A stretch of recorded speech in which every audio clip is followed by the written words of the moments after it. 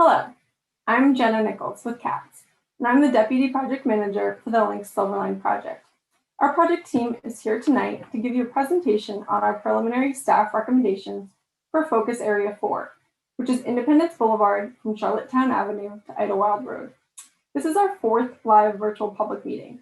You can find the 3 previously recorded Focus Area meetings, including presentations and Q&A on the CATS YouTube page.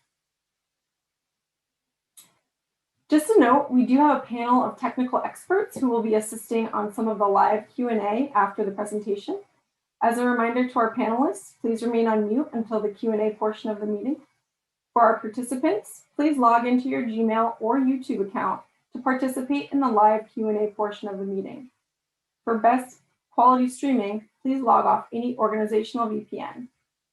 Also, you can post questions in the chat box to be answered at the end of the meeting. Thank you. We have a real simple and straightforward agenda for tonight. We're here to give you a project overview with alignment refinement recommendations. We will show you what we've been working on over the last year and also what we're asking for public feedback on, which we will then take forward to the Metropolitan Transit Commission later on this spring. And then we will wrap up the meeting with a live question and answer portion. So the team that's putting forward the LYNX Silverline project is led by Andy Mock, Senior Project Manager, myself, Jenna Nichols, CATS Deputy Project Manager, Ms. Ajnal Poole, Public Information and Communications Officer. She's the one who does all the public and community outreach for our team.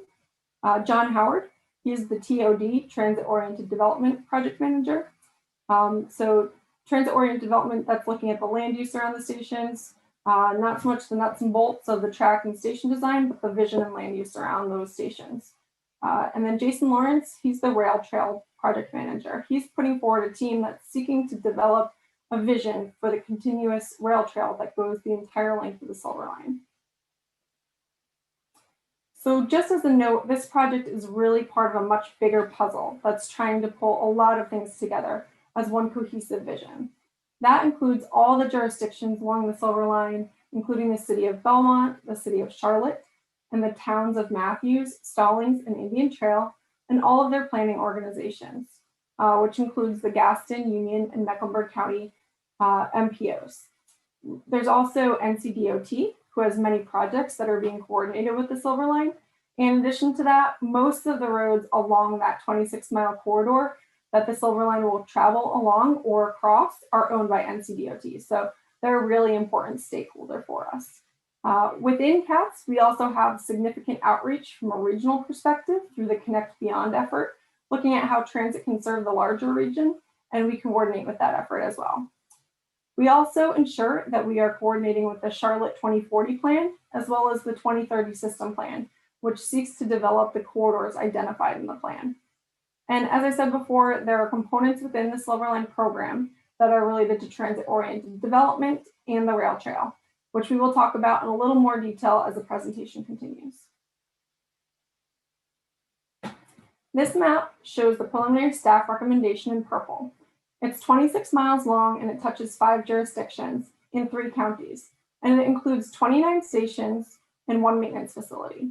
For perspective, the Silver Line is 3 times bigger than the Blue Line and the Blue Line extension projects. Those were each a little more than 9 miles a piece. So to help break it up into more easily digestible pieces, we have divided this 26 miles into 6 focus areas. And you can see the various colors that we're highlighting behind the purple line as those focus areas. These focus areas are just a way that we're using to sort of break this project up into easily digestible pieces and segments that we can use to present to the public. Last week, we did present focus area 1, 2, and 3, and tonight we'll be looking at focus area 4. The preliminary staff recommendation starts in Belmont and follows Wilkinson Boulevard past the airport into Center City with stops and transfer points at the Charlotte Gateway Station, as well as 11th Street for the Blue Line, and then out Independence Boulevard past Bojangles, transitioning from Independence to Monroe Road, and then out to the town of Matthews, and then into Union County for Stallings and Indian Trail. So later on this presentation, we will get into a more detailed look on what the recommendations are for focus area 4.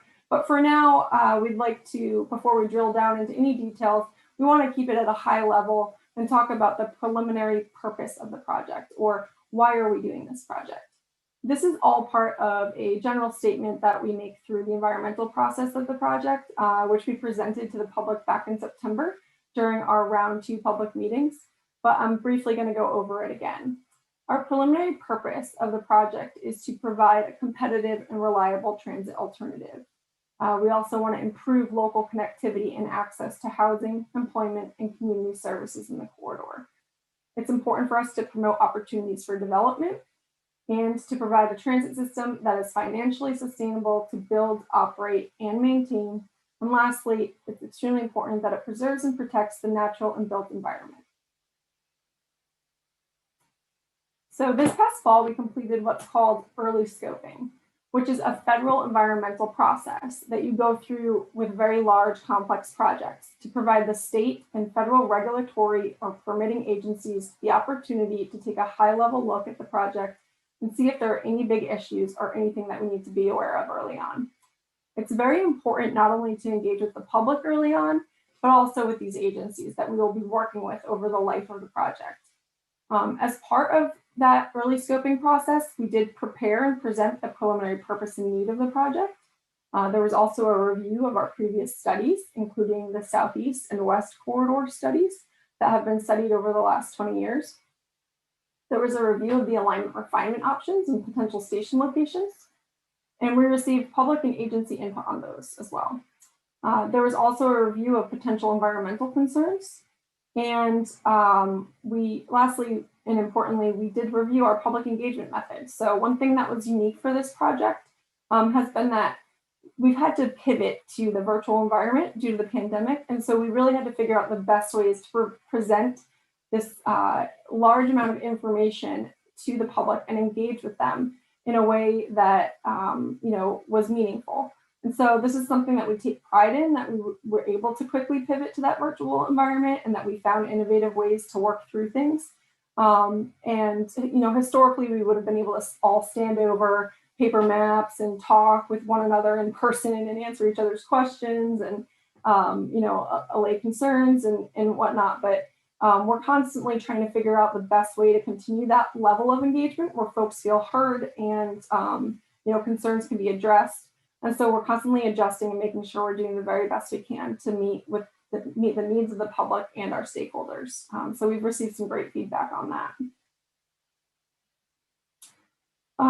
And furthermore, some statistics from our public engagement during our early scoping in the fall, are here as shown. We had over 800 comments, which is really great. That's a lot of engagement. The responses to the survey and comments that we received really suggest that people are supportive of the project and they're supportive of that preliminary purpose and need.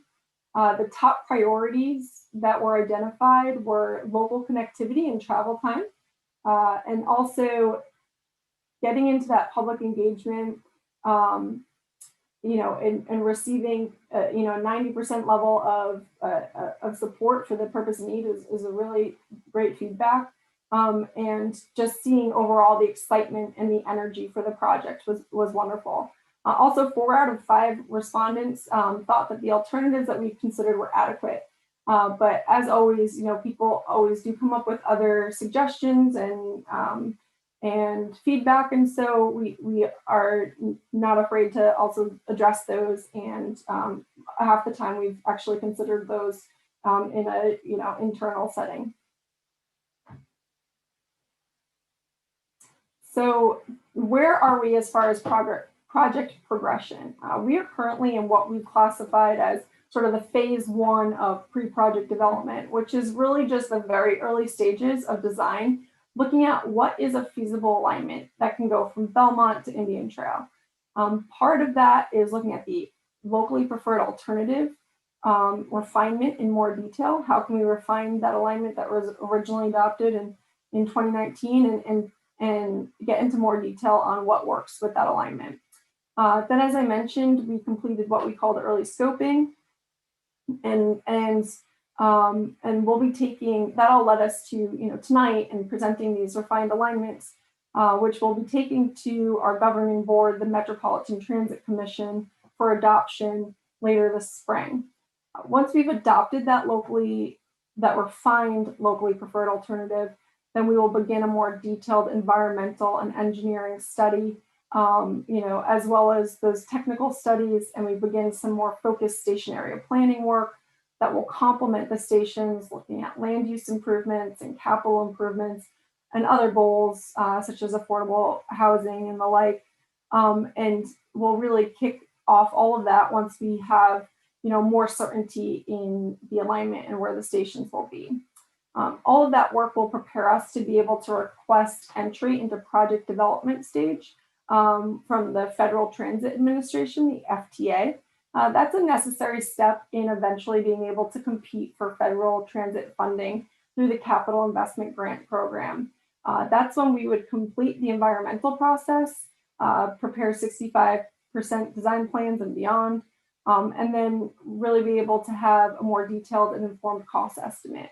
Once we enter project development, we have to be completed with that stage within 2 years. So it's really important that we use these early stages to get our ducks in a row and iron everything out and feel confident in what we're moving forward with before we request entry into project development from the FTA.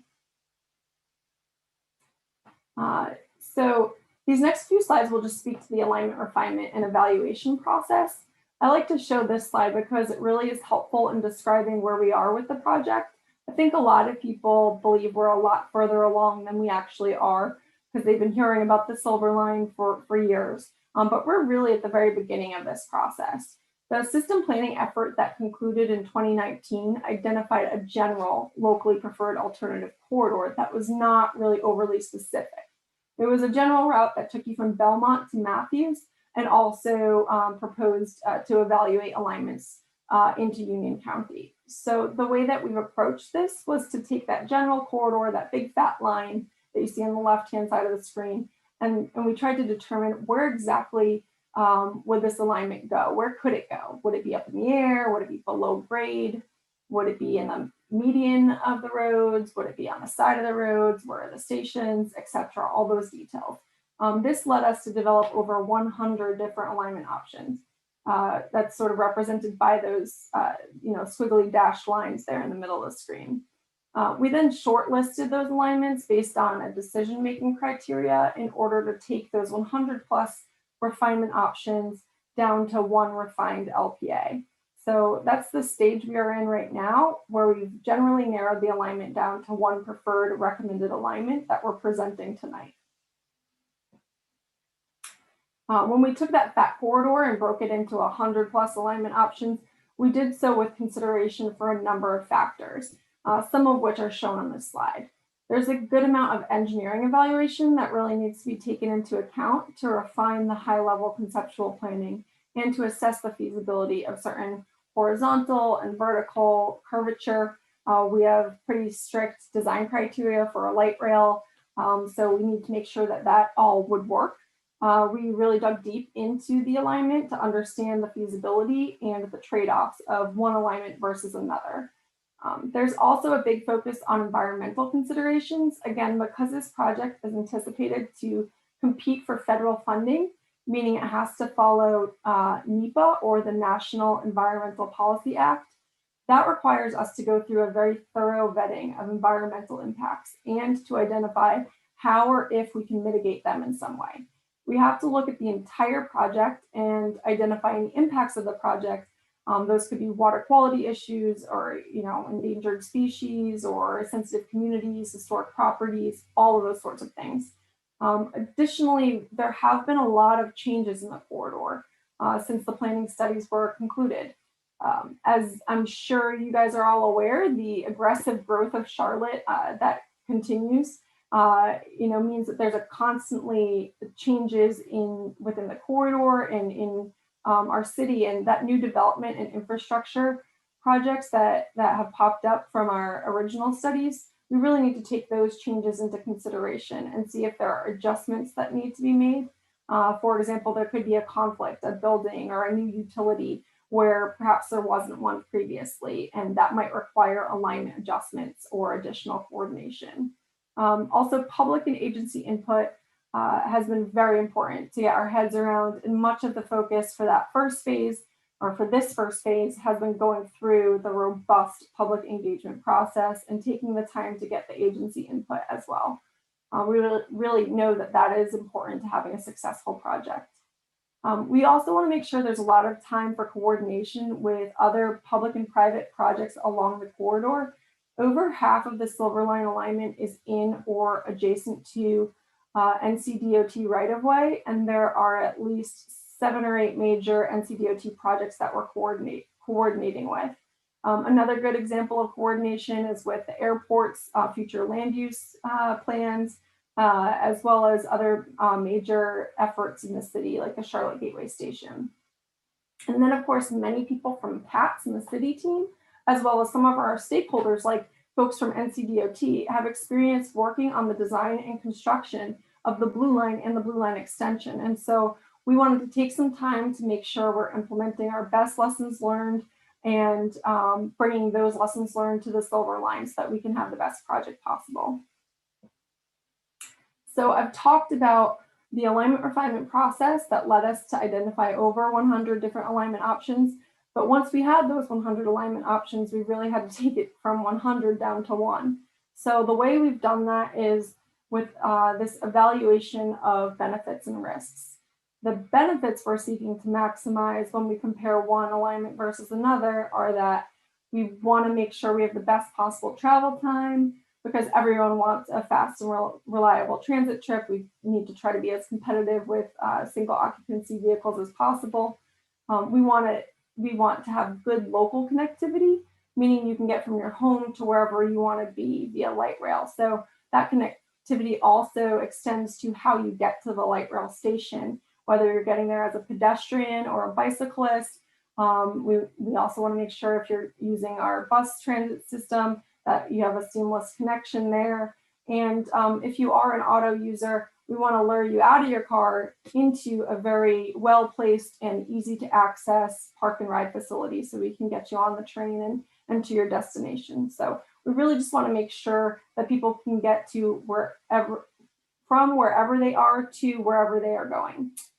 We also want to promote and maximize transit-oriented development.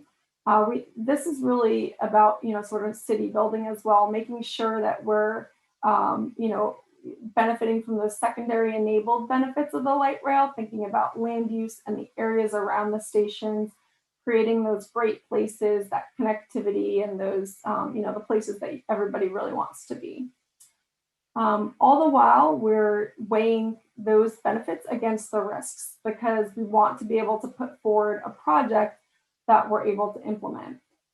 So we want to make sure we are managing our capital and operating costs. We do have to go through a competitive federal funding process, as I've alluded to earlier in this presentation, and they will go through the project with a fine-tooth comb and be looking at those costs, and that will make us more competitive to make sure that our costs are effective and in line with other transit projects across the country. We also always want to be able to make sure that we can keep providing service, so it's not just those capital costs to build the project on day one, but it's also the operating costs moving forward in the future. We also need to make sure we're taking environmental screening into account, as I previously mentioned.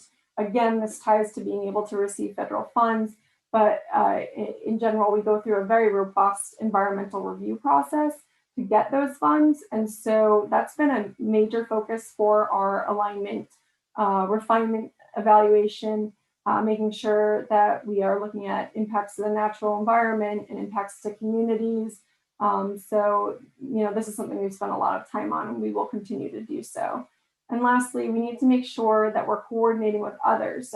Coordination can really slow down the project, and it can, it could jeopardize the project or stop the project depending on where we are and who we're coordinating with. So it's important to take that risk into account to make sure that we can deliver a project and keep it moving forward. This is just a quick process slide to show you the way we look at things. So when we're comparing alignments against each other, you know, if we have an alignment that is the least risk option and it has the most benefits, well, that's easy. You know, if these two are the same, that's for the most part what we're selecting. But, you know, those two things are not always the same. So then the question is, does the option with greater benefits have risks that we can take on, that they're acceptable, that won't jeopardize the project? If that's the case, you know, all right, this might be, you know, we might select the option with the most benefit, but with still has some risks that we think we can accept and mitigate and find ways to deal with. If not, you know, then we would likely need to go back to selecting the least risk option so that we know that we can deliver a project. So that's generally how we, you know, evaluate the alignments and look at them against each other. And I'm going to hand it over now to Andy Mock. He's our senior project manager, and he's going to go through the preliminary staff recommendations for focus area 4 in more detail. Thank you, Jenna. So I hope that everyone received, everyone within a half mile of the alignment should have received a mailer that had information similar to this. We spent a lot of time with our outreach for round 3 to try to get paper in people's hands, as well as all the digital and virtual engagement we got. We like, you know, some people really like paper in their hands. So we sent this out, about 40,000 copies of maps like this out for anyone within a half mile of the corridor. And really what we want to communicate is the initial or preliminary recommendation, and also shine a light on any changes to the recommendation that may be being recommended that's different than what was adopted in 2016 or 2019. So in this map, just to kind of orient you to the map itself, the purple line is the preliminary staff recommendation. The gray lines that you may see on either side of Independence Boulevard are alignments that we have previously evaluated but are not recommending at this time. Also to note, we kind of broke this up to bring attention to key decision areas. And so those are shown in the box above with a kind of a note. Sometimes there's a change and sometimes there's not. If there is a proposed change of the alignment, you'll see a yellow triangle with an exclamation point to kind of call your attention to that proposed change. So what I'm going to do today is just kind of walk through what those, at a high level, what those recommendations are. And then I'll go into more granular detail on maps on the future slide to kind of show kind of where the light rail goes and where it's proposed to go. So in general, the silver line is along the side of Independence Boulevard. From Center City out to the area near Bojangles Coliseum, it's on the northern side, back of curb, so it's not within the median. It's kind of on the north of the road itself on the side. In this area, the previous locally preferred alternative had an alignment that did this kind of this looping maneuver near Briar Creek for a station in the parking lot behind Bojangles and Ovens Arena. We still think there's a lot of value in providing that station directly to the Bojangles and Ovens area, but we thought that there was a lot of cost and operational impacts of this big looping curve. So one of the proposed adjustments is to make a refinement to that, to make more straighten that out a little bit, but still have the station at the same location.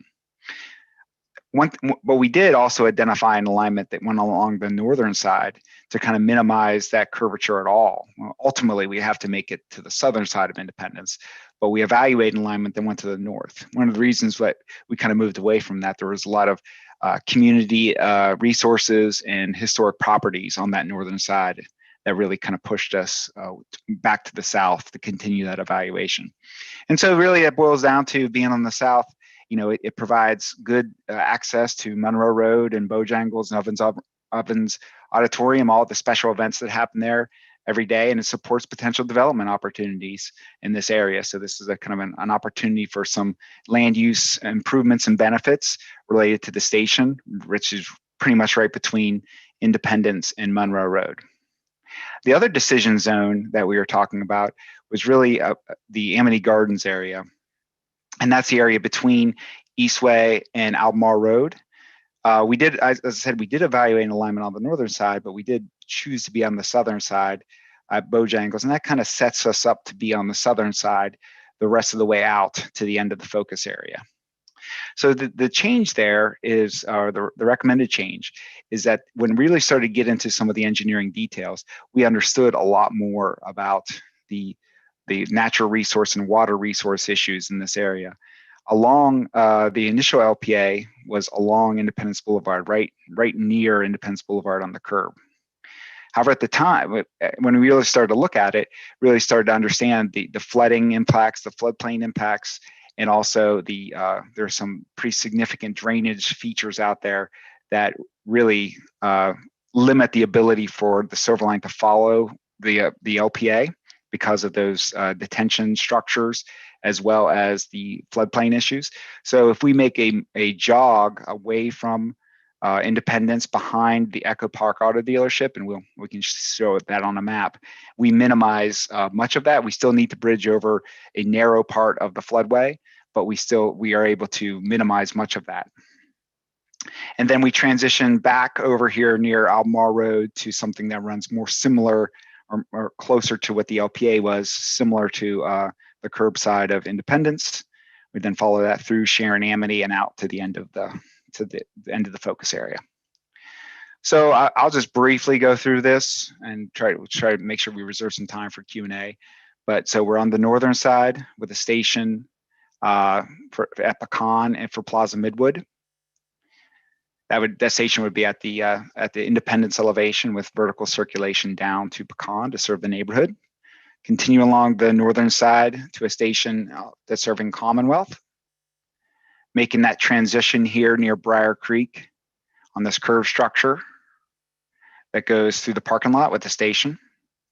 Then back out to Independence, over the intersection of Eastway Drive and the ramps. Come back down the grade, do that maneuver over here behind Echo Park. We had some conversations recently with the Oakhurst community about this and about how maybe access could work to their community, and I think that's an ongoing conversation we'll keep having. Then around the front side of the Walmart, past the Albemarle interchange. I'm just gonna pick up here. And then along the southern side of Independence up to Sharon Amity. Now in this case, we're looking at making adjustments to the interchange, both at Sharon Amity, Idlewild, and Conference to get the light rail through. So we're in the process of developing some concepts for that, and we'll be meeting with NCDOT in the near future about what those could be, because we want to make sure we can get through there and get a station and parking and all the things that you would expect around a highway interchange with a light rail in the station. And then that follows along the southern side the rest of the way out to the end of the focus area. So maybe now when we get a chance to hand it over to John Howard, he can talk about some of the next steps that we're going, and before we go into the Q&A. Thanks, Andy and Jenna. So right now we are in the public engagement round 3, where we're presenting our staff recommendations and to get your public input. The next step will be a presentation to our Metropolitan Transit Commission in March to just give them feedback from the public and also present our refined LPA. And then in April, we'll go back for an MTC adoption of the refined LPA.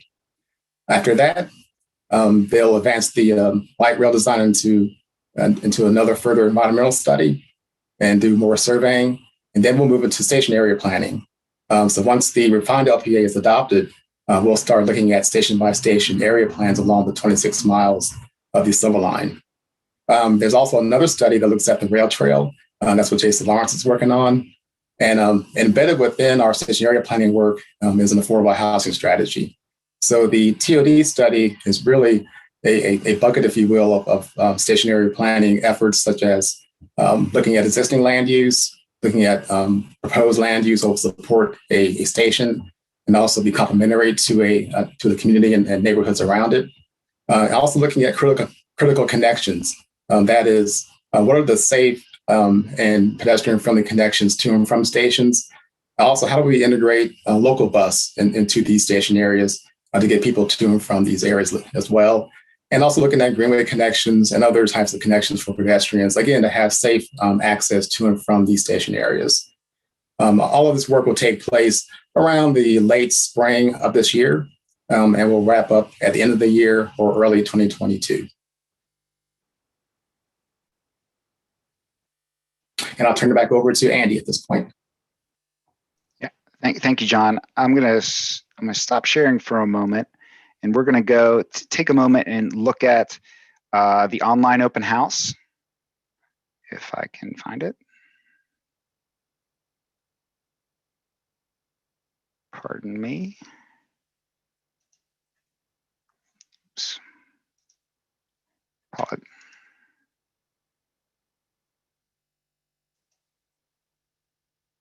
There we go. Apologies for the little miscue. So this is our online open house. This is available to the public through CAT's website, www.ridetransit.org. And if you go to the LYNX Silverline website tab of the ridetransit.org, you'll see a link called Online Open House. And this shows a lot of the same information that we presented tonight. So if something doesn't make sense to you, you want to go back and think about it, you want to go back and revisit any of these maps, all this is available to you at this website. I'm going to use this. It's a useful tool for our Q&A. So if you'd like to download the map or take a look at it, all this is available, as well as the information we presented, videos on the decision-making process. And one of the most interesting tools that we have is a virtual online map, which goes through the recommendations, kind of like a Google Maps does. And so you can kind of come in and you can zoom in and pan around. Again, the purple line is the preliminary staff recommendation. And you can kind of pan around, take a look at it, and also look at the other alignments that we have evaluated in the past. So this is a useful tool to take a look at in your own time. Also on this website, there's also a link to a survey. And so please take some time to fill out the survey. Very important to us to get that feedback. We use it. We use it a lot in our decision making. We also have a link to you'll be put in a raffle to win if we put in a raffle to win a gift card. So please take the survey. We would appreciate it. And you can find that at this location. With that, maybe I'll hand it back to Ajnel to begin the Q&A. Thank you, Andy. And thank you, Jenna, for the presentation, and John. Again, like Andy mentioned, my name is Ajnel Poole. I'm the Community and Public Relations Specialist for CATS and also for the LYNX Silverline project. I want to reiterate what our project team has said and our appreciation for you taking the time to join us in the virtual public meeting. As Jenna mentioned in the presentation, last year when we were getting ready to do outreach for this project, we had every intention of doing in-person public meetings, and actually held a couple before the stay-at-home order. Unfortunately, we are still operating under a pandemic. So we are trying our best to present this information, very complex information, in the best way possible. So understanding that sometimes virtual meetings aren't always everyone's favorite way to engage in projects, but we want to say thank you for joining us for this meeting tonight. Just to reiterate a couple things, also we have a panelist of experts that will help us answer questions during the Q&A. So panelists, please keep please stay on mute until you're answering a question, and when you do, please turn your camera on. We do have several questions already in the YouTube, but I want to remind all of our viewers, if you would like to ask a question, please log on to your Gmail or your YouTube and leave the question in the chat box on YouTube, and we'll do our best to get to it. If we do not get a chance to get to your question this evening, we will make sure we answer it in a document on the website. And we are going to answer the questions that we have on YouTube, and also previously received questions that we got via phone, email, or mail. So with that, I want to note that we are discussing a focus area for tonight. And so I'm going to kick off our Q&A.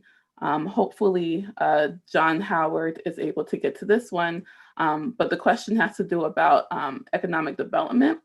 And although light rail definitely spurs immense economic development, it also comes with concerns of gentrification and resident displacement. And as John Howard mentioned earlier, he is leading a TOD study to kind of look at land use plans around the alignment and at stations. So John, can you touch on how the TOD study can kind of address some of those concerns that we've received? Yes, thanks, Chanel. One of the lessons learned from the Blue Line and BLE is that the market did pick up very quickly, and we did get a lot of market rate housing along those two corridors, transit corridors. Even though we're getting a lot of affordable housing development coming up now, we didn't do it proactively as we're doing now with Silver Line. So one of the goals of our Silver Line study is to look at that earlier rather than later. And we have a team of housing experts that will help us with that. I believe Miles Vaughn is on the call as well tonight. He can speak in more detail about the kind of the tools that we're going to be looking at. But again, one of the goals is to look at how we can have affordable housing strategies, mixed income housing strategies, to kind of pre-plan, if you will, how we can get ahead of the curve and make sure we have more comprehensive, more true mixed use type developments around our station areas within that half-mile walking distance. So we can really create more equitable neighborhoods that have easy access to the light rail stations. Miles, you want to add anything to that? Sure, John. Thanks a lot, John indicated. My name is Miles Vaughn. I'm with the City's Department of Housing and Neighborhood Services. And yes, we definitely want to take away some best practices and learning lessons from the Blue Line from that perspective of trying to incorporate and make sure there's affordable housing and mixed income housing developed along the Silver Line. There are a couple of tools that we do have in the toolbox to help address that. First and foremost is that of making sure that those that are currently living within the corridor that want to remain there and aren't directly in the path of the alignment should have the option to be able to do so. So if their home prices are escalating because of gentrification, and they may have some fixed income situations there, being able to make sure they can stay there by providing them with assistance and upgrades and repairs for their homes there. We're also going to look into the fact that as we utilize our housing trust fund, which is the workforce for the development of multifamily rental development, that we make sure that we use our site scoring tool to target this corridor as well, to encourage developers to target the area for the development of, again, affordable housing as well as mixed income housing. So the plan here is to get engaged as we are now at this initial stage and leverage all of the tools we have in our toolbox. Thank you, Miles, and thank you, John. Another question we received prior to the meeting. The route as shown would pass under the recently reopened Hawthorne Lane Bridge in Elizabeth. Does the proposed route require any additional closure or reconstruction of that bridge? Local residents want to know if there will be any additional construction required on or near Hawthorne Lane. Right. So we've made a focused effort working with NCDOT. NCDOT is also working in this area with another project, the U6103 project.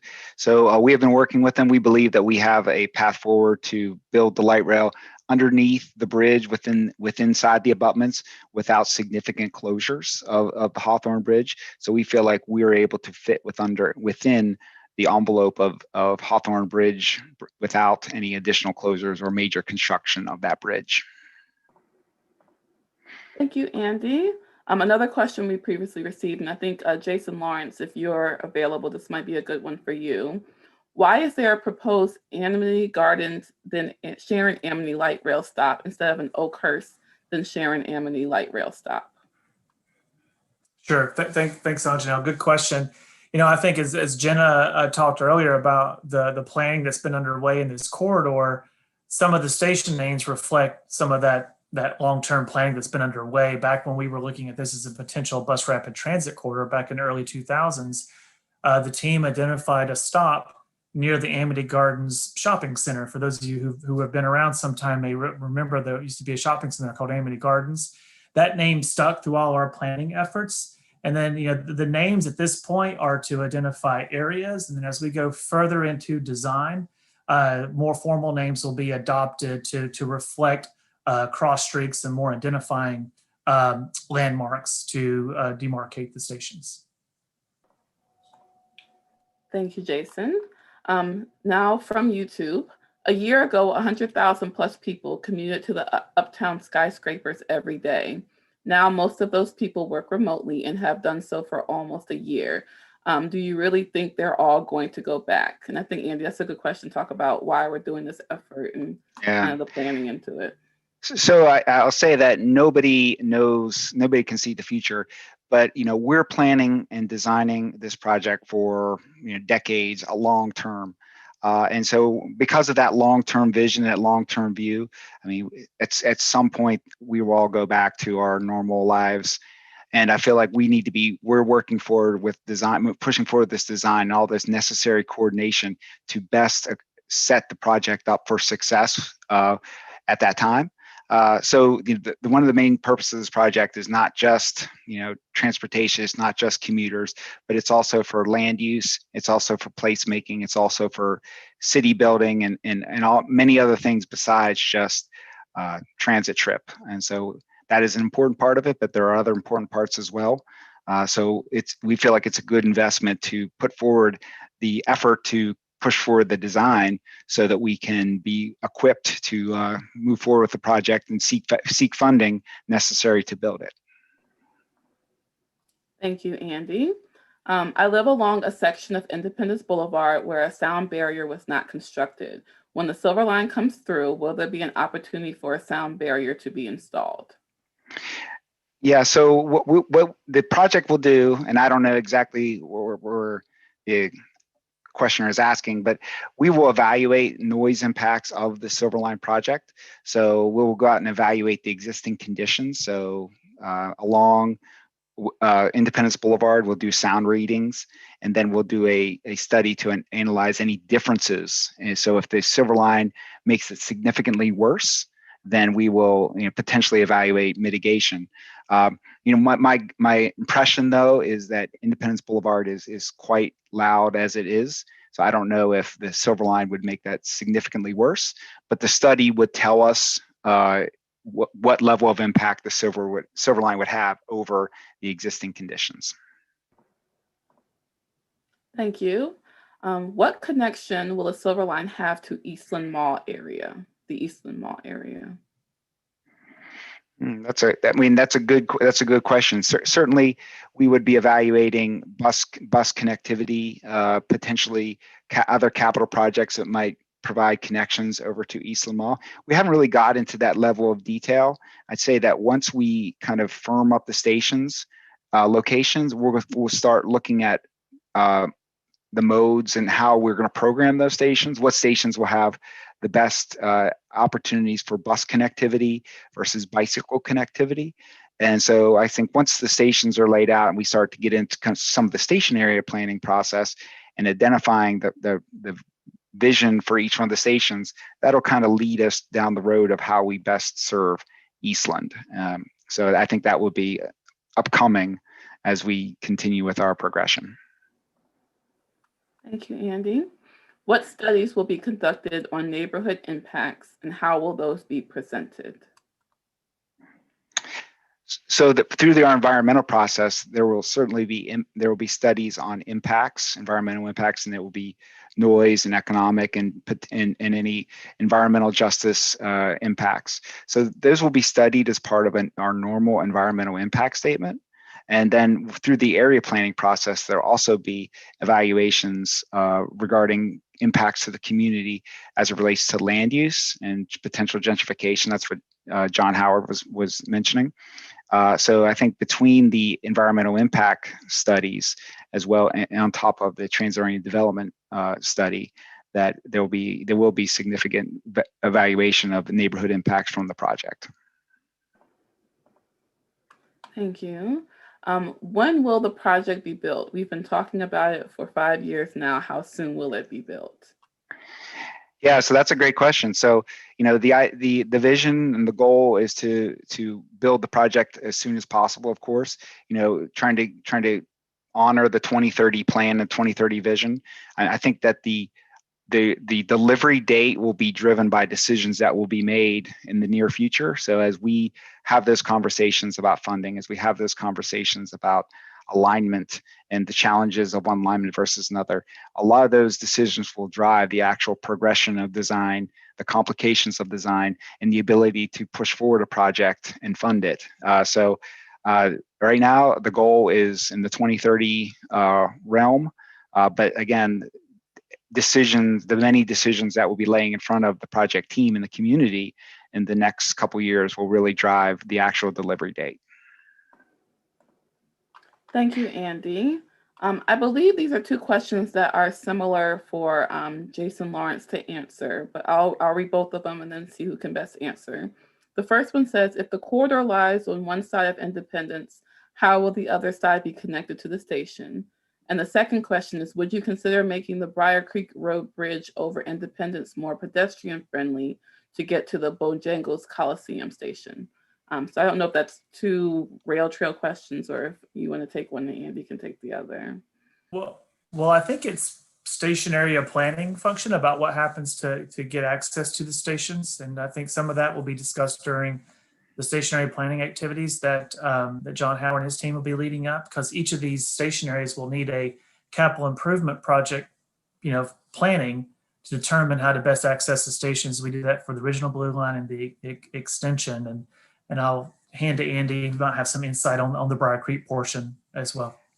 Yeah, I'd say that we've heard through the public engagement, the kind of the public appetite to create connections across Independence Boulevard. So I think that's something that we'll be looking at as part of the project, and as well as the capital planning, as kind of Jason alluded to. So we have heard loud and clear that the community wants to seek ways to get across. Now, whether that's on the light rail bridge over Independence or some other bridge, I think that's a design detail that we'll have to kind of hammer out. But I feel like we have heard the goal of trying to create connectivity back and forth, and I think we'll be working towards that as we progress design, both light rail design and also the area planning design. Thank you. Another 2-4. Is the plan to start building from zone 1 and moving along the zones in numerical order? Also, have they considered opening and running completed segments as they are completed, as opposed to waiting until the entire line is complete to start running the train? Right. That's kind of a similar question to the question about opening. It's really, at this point, we're trying to develop the vision for the 26 miles, and we're not really getting into those implementation questions. Are you going to build focus area 1, focus area 2?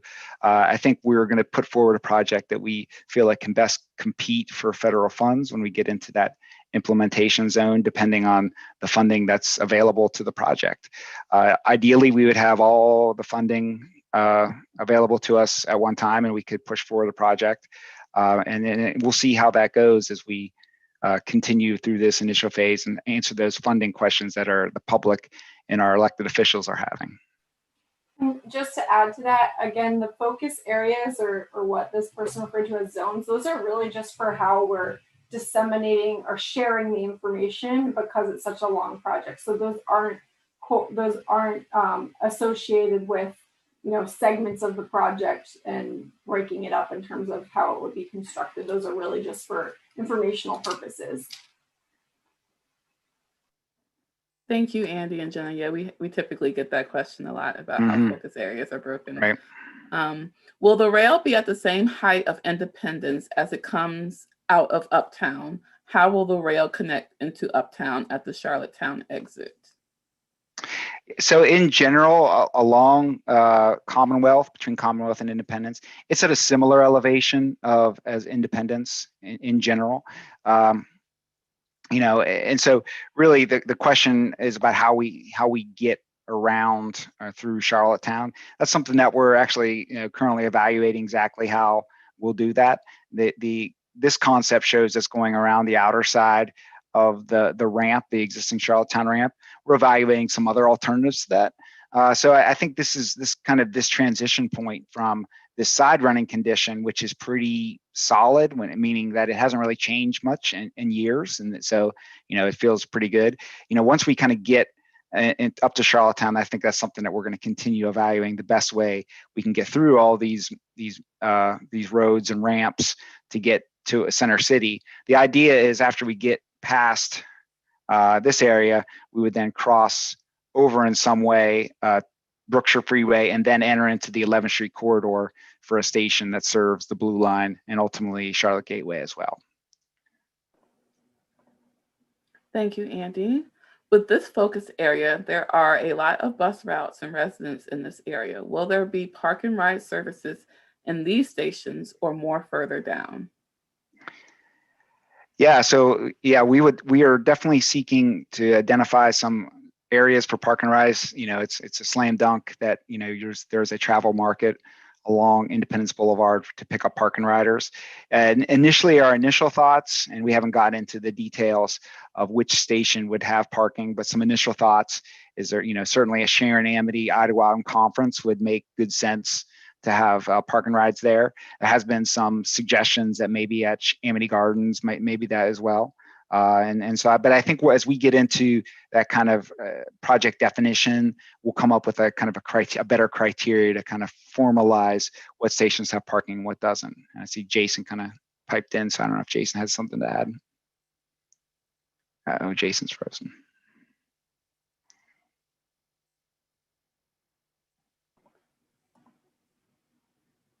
Do you want to come back to Jason? Let him.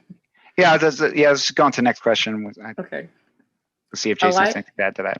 Yeah. A light rail doesn't only provide reliable public transit, but also has the added benefit of improving the community around it. For example, look at what happened to South End and along South Boulevard.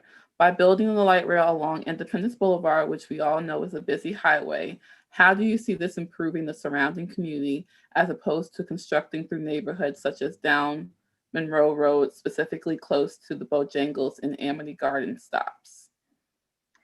Yeah, so maybe, I don't know if Jason might, if he comes back, he might be able to help us with some of that decision making. But there was a goal initially to kind of come out and make it over to Monroe Road, further down along closer to Village Lake, but to basically to serve and provide access to these areas and these areas via this transportation corridor and kind of provide another amenity for those. As far as benefits to the community, we're trying to figure out ways to best provide land use improvements to an area that's challenging for sure. It's Independence Corridor is kind of it's a transportation corridor, but we're trying to figure out best ways to provide access points and land use benefits. And one of the big areas that we see as a benefit for community development is really regarding the Bojangles area. I mean, one thing that I know that when the planning team really looked at the Monroe Road corridor early on during planning back in 2016, they noted how narrow the right-of-way of Monroe Road is and the level of community impact, business impact. It would be a major impact to the community to make it into Monroe Road further back, closer to Center City. Part of those impacts and concerns as it relates to community and business impacts was just kind of something that was weighted and noted. But there's also a lot of benefit to being along Independence with service to Commonwealth, Plaza Midwood, potential development opportunities at Bojangles, and then opportunities further on to provide good travel support for folks who might want to get on at Sharon Amity, park and ride at Sharon Amity or Idlewild Conference. So like all things on a big project like this, it's a trade-off between what you're trying to serve and what you're trying to protect. Thank you, Andy. Again, we have just a few more minutes left and a lot of questions. So if we don't get to your question this evening, we'll make sure that we answer them on a document that will go on the website after the meetings. I'm going to try to combine a couple of the meetings, but there seem to be a lot of questions about possible parcels and any type of property impacts or real estate acquisition. Do you mind kind of talking us through Sure. What our thoughts are for any type of property impacts that might happen in this area? Sure. Yeah, we get a lot of questions about property acquisition, and I would like to kind of note to a comment that Jenna made about how early on we are, and we really can't say at this point that what exactly how much property we're going to need from any particular property owner. So as we progress with our design, that will become more evident. We'll know more about utilities and details that are really going to drive what the footprint of the project is and what's the slopes and what do we need to relocate or not relocate. So the short answer is we're not really 100% sure what property we need on any particular property. As we progress with the design in the next couple of years, that will become more clear. And so we'll know a lot more about what the needs of the project and what the footprint of the project will be. We'll also be on a parallel path, be progressing our environmental studies. For us to begin acquiring property, we need to complete the environmental report and get what's called a record of decision. So the two things that really drive the acquisition for us is the design definition to really know what are we buying from any particular property owner, and the federal clearance to get approval and permission to begin acquiring property. Once we know those two things and have that clearance, then we'll start reaching out to particular folks who we might need property for to begin that real estate discussion. This design, this alignment, it could also change. So, when we talk about, the footprint, we're also going to be looking to improve the alignment to minimize the impacts as much as we can as we continue our design. So as design submittals come in, we'll be reviewing them, trying to come up with the best project we can to minimize the impacts. And undoubtedly, there will be impacts that we'll have to deal with and that we're going to need to buy right away for. But we really haven't had a chance to really go through the alignment to understand what those would be and to provide direction of how we would like to address them. Thank you, Andy. And Jason, Lawrence, we have a few rail trail questions. So if you are able to come back, just let me know. Okay, awesome. Just a couple questions about connecting to the stations and the alignment, and then also what the rail trail might look like through that area. Sure, absolutely. Thank you, Anjanelle. Good question. Overall, the rail trail project is seeking to determine where a multi-use path for cyclists and pedestrians could exist along the entire length of this project from Belmont all the way to Stallings. Now, that doesn't mean that it'll look exactly the same along the entire project. Some parts of it will be running directly beside, near the light rail. Other places it may need to be running on an adjacent trail or other facility. Specifically in this section, there are parts of the corridor where we can run near the light rail, particularly in between the interchanges that you see on the map in front of you there. So that's, kind of more like the South End experience. When we get to interchanges, that's the piece where the rail trail team is still evaluating a couple of options. It's unlikely we would be with the rail on the potential structures in that area, and that we would have to find alternative ways to cross places like Eastway, Sharon Amity, Idlewild, and Briar Creek. So those are the pieces that we're still working through some of the details. Thank you, Jason. Just two more questions. And then, like I said, if we did not get to your question this evening, we'll make sure we'll answer them. Ms. Nichols stated in a previous session that benefits won't come for 50 to 100 years. Can you expand on that, please? Sure, I think that's actually a misunderstanding. What I stated in previous sessions was that these projects, they last, 50 to 100 years in terms of their life lifespan, and even longer. So rail projects, you put the rail on the ground, and you really need to think not only of today, but of the future, and make sure that you're planning to accommodate those future needs as well as the needs of today. And so, and also just the amount of investment that a project like this takes.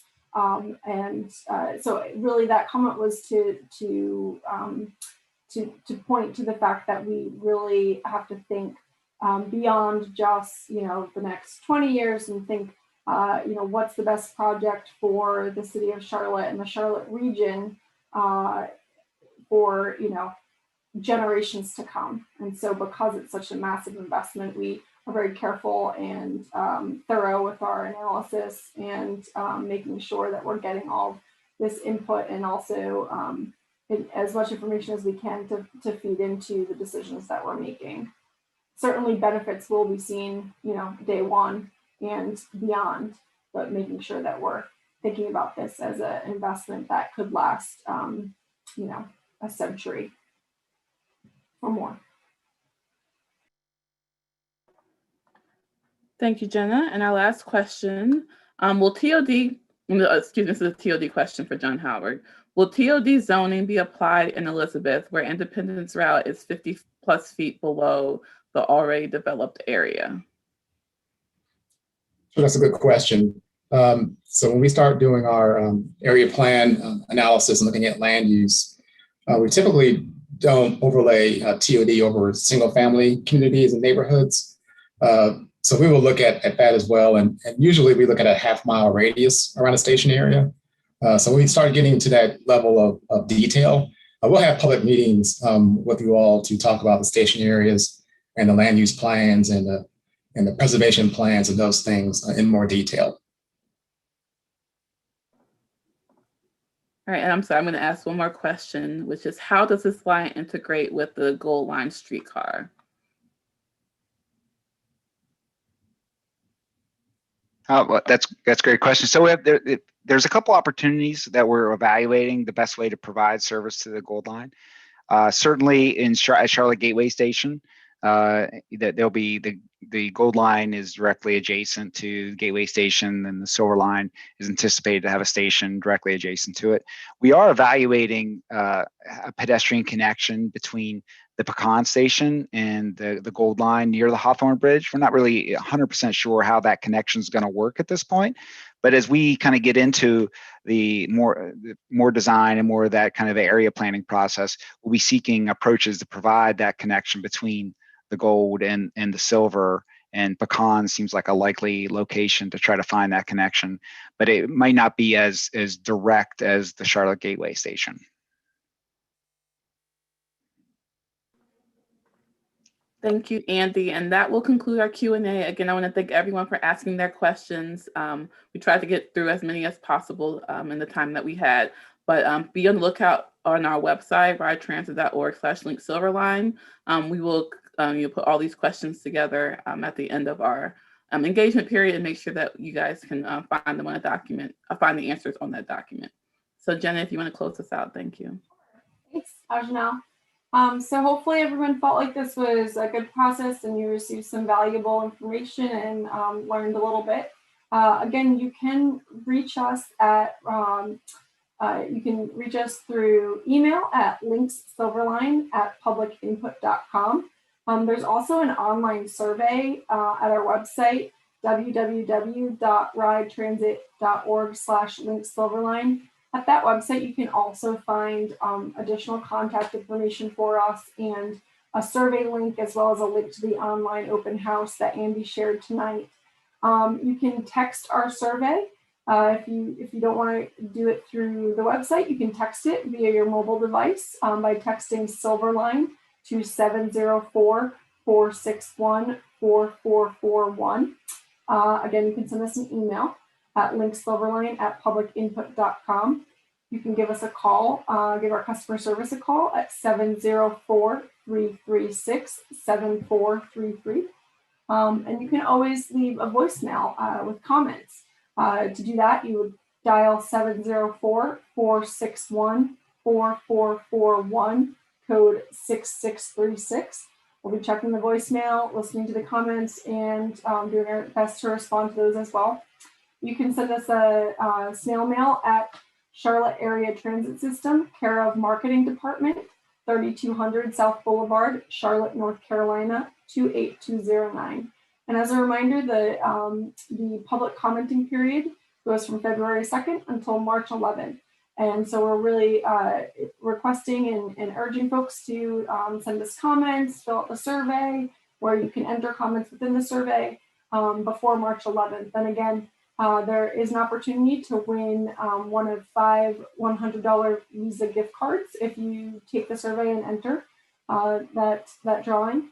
And so yeah, we really look forward to continuing to engage with the community. You can reach out to us if you'd like additional information or meetings. And, we just want to thank you all for your time and your focus tonight. We appreciate the great comments, the great questions. Please stay tuned and stay involved. Continue to access our website, again, www.ridetransit.org/LYNX Silverline for updates on project information. We really believe your input is critical in helping us make sure that we're making the right decisions moving forward for this massive, transformational, multi-generational project. Thank you again for attending.